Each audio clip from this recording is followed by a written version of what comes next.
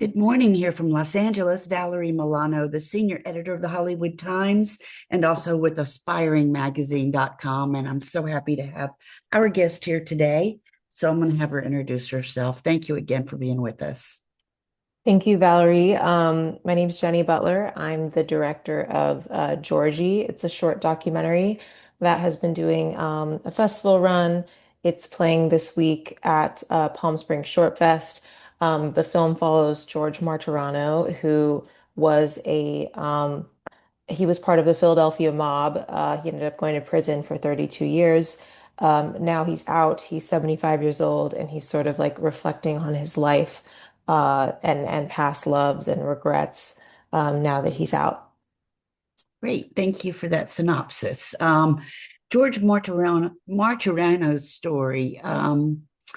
How did Georgie begin for you? He's such a layered subject. I mean, being a former mobster, poet, survivor, how did you navigate showing his contraindications with empathy and honesty? Yeah, I tried to put like very little I think the film has a lot of emotion, but I think a lot of that comes from the character, not from the way that I made it. I avoided like sad music or dramatic editing or anything that would make the viewer feel like, oh, I'm trying to make you feel something in this moment. I really took a more like observational approach in the way that I shot it.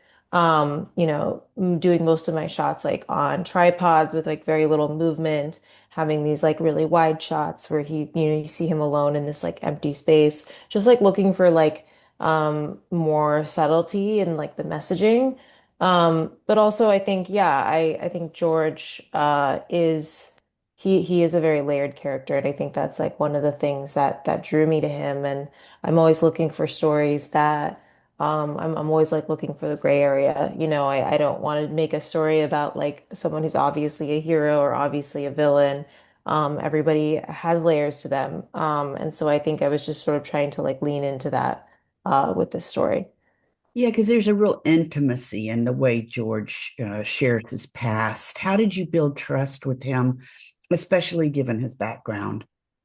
I met George like working on a different film. I was like working on another short, and I was following this criminal trial. And he was there to like support the kid who was on trial. He actually like stumbled into the courtroom drunk in the middle of the day and got kicked out. And I was just like, I was just immediately like attracted to him. I thought he was an interesting person, um, and then we just kept in touch for like a couple of years before I even brought up filming. And we would like get lunch when I was like in Philadelphia, and I part of that was to build trust, but part of it was because like I just thought he was an interesting person, but I had no plans for a documentary. I was just like, I don't know what to do with this person, but I just like them. And at one point, I was like, I'm just going to do like a test interview to kind of see what comes out. And he, in the test interview, talked about his time in prison and how that had affected his relationships with women now and his ability to really get close with people anymore. And I was like, oh, that's a really interesting nugget. I feel like I could sort of build a film around that. Um, But I think just all of those like meetings that were just really low stakes, where we just got to get to know each other and we got to get to know each other over years, was a way to sort of build trust. There was a few questions that I had that I didn't feel the film brought out that I'm curious about. Like, what did he do while he was in there? Was he into any work programs? Did he have any friends? Yeah, I know he was he was like sort of a model prisoner. I mean, he like wrote a lot when he was in prison. He definitely had friends. Like he really made a lot of his time in prison. Yeah, and he's talked a lot about that, and I sort of chose I kept a lot out of the film because it is 14-minute runtime, but I also felt like I really wanted to focus like really narrowly on this like emotional aspect of his life.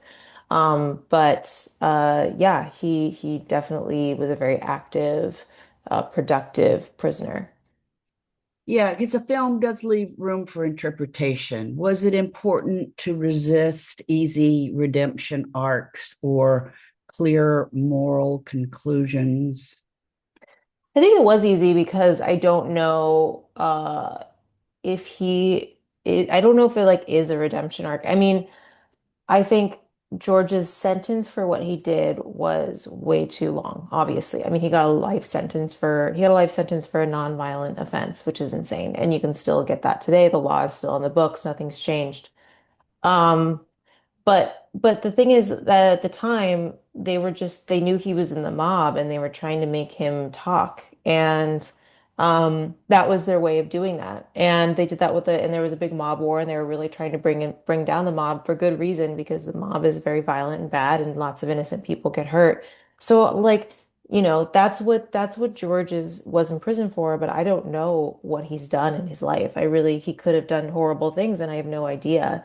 I mean, they got Al Capone on like tax evasion or whatever, like you don't really know what people have done just based on what they were in prison for. So yeah, I think there's like a moral gray area for me too. And I think with George, he'll tell you a lot of stories and some of them are true and some of them are exaggerated, and it's really hard to know what's true and not. And so I tried to lean into that in the film, like the scene where he like lies about having the vintage car. I'm kind of trying to like sort of signal the viewer. I'm like, this is sort of an unreliable narrator, and like, so take everything he says with a grain of salt. Although he does have a very interesting life, but so yeah, I just sort of, I guess to answer your question, it was a little bit easy to not like have a moral conclusion, have it that be like clear because it's like not really clear for me. Do you see Georgie as part of a bigger project or series or standalone? The reason I ask that, because I know I was at least curious, and I'm sure that others will be as well. Like, how is he living now? Is he on mob money? Um, how did he do? Like more about his release, his reintegration into society. Something about his parole agent, the support system, and also I want to know about the docent. If he could be a docent at the mob museum. I mean, you can Yeah, go way, he way should off. be. He really should be. Um, yeah, there's so many answers to that. I mean, with the Mom Museum stuff, like, so on our test shoot, I went out to Vegas, because he was sort of staying there. He's like bi-coastal between Philly and Vegas. And and we went just because he was like doing some work with them. And then I noticed he was like going around and like talking to people, like just unprompted. And I didn't have a camera. And I was like, okay, we have to come back and do this again. So yeah, he is sort of an unofficial docent at the Mom Museum, but he doesn't work there. Yeah, I think today, I mean, he's been out of prison for 10 years. And and he's very active. He has like little businesses that he's running. He has like his own cannabis brand. I don't know, like, I don't really know his financial situation. He lives in Philadelphia in a house that his family has owned since like the 30s or 40s. It's like this incredible house that's probably worth millions of dollars, but they've just had it in their family for forever. Um, and yeah, I don't know. I don't think he's living on mob money, but he's trying out a lot of things in his retirement, and he's a very active person. Yeah. He he's just such a wonderful character in itself. Yeah. Yeah. Like, Oh, and to answer your question about this isn't part of a bigger project. I always saw this as being really contained to being a short, but I know there is another documentary filmmaker who is in the process of making a feature about him. So, stay tuned for that. yeah, okay, that's cool. Because put her in touch with me because I want to know, more about his dad and his family Hmm. life, and also the future, his poetry. I mean, you didn't get to delve into that, and I totally know that because it's about short film. Yeah. But can you talk about any of those things? Yeah, I mean, his dad, I mean his poetry, like yeah, he writes a lot of poems and he'll write plays, like one man plays. He just writes a lot. And I know that he will like perform them sometimes in Philadelphia. And yeah, that scene where he's like reading the poem, a lot of people when they see the film, they're just like, "Oh, was that staged? Like what was that?" And that was actually like his idea. Like I wasn't like concocting of that on my own. he was like, "Oh, I really want to like read a poem and like do like a monologue on stage." And I was like, "That sounds interesting. Sure, we could film that."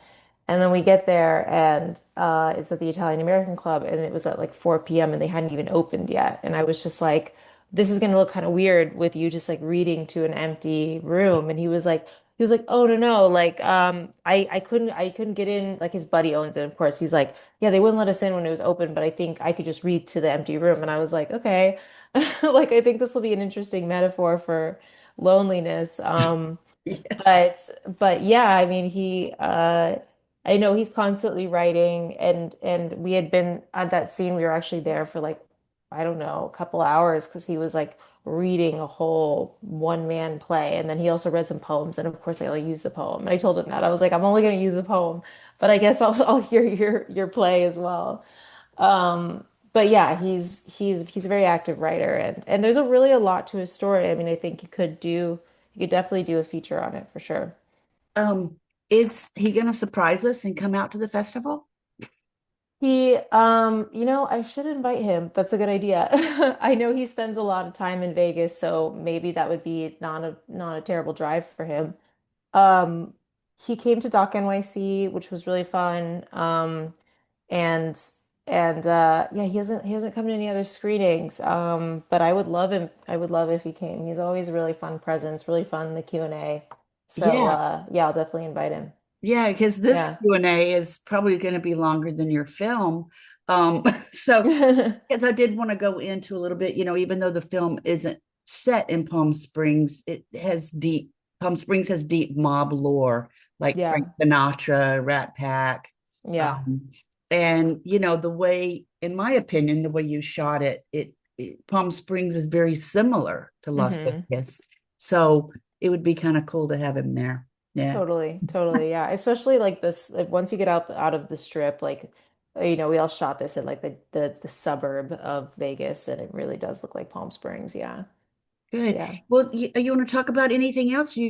Any projects that you see forthcoming? yeah. I'm working on another short. It's a much darker subject, but I'm hoping to find like moments of like levity and humor. I think I'm always looking for stories that are like riding the line between like darkness and comedy. And yes, I'm hoping to do that again with this project, probably less on the comedy side though. And I'm in the early stages of like developing a feature. And that's really it right now. Yeah. Well, good. Well, please make sure you keep us posted. The Hollywood Yeah. Times dot today, aspiringmagazine.com, and our YouTube is the Hollywood Times official. So, how can our readers and viewers find out more about you and this film? Social media, website? Yeah, yeah, social media. My website is just jennybutler.com. I was able to get that address somehow. And then my Instagram is Jen_Butt, JEN_BUT. And yeah, I mean the film doesn't have a website, but I feel like it will. I mean, I'm kind of getting to the end of the festival run, so it will be online sometime soon, probably this summer. And but yeah, feel free to reach out. I love like connecting with other filmmakers and film watchers. So yeah. Great, Jenny. Well, it was great meeting you virtually. And I hope to Yeah. see you at the Palm Springs International Short Yes. Yeah. Will Festival. you be there? Yeah, Okay. Awesome. definitely. I will see you Okay, there. great. Thanks so much. Okay. Have a good Bye. rest of your day. Bye bye.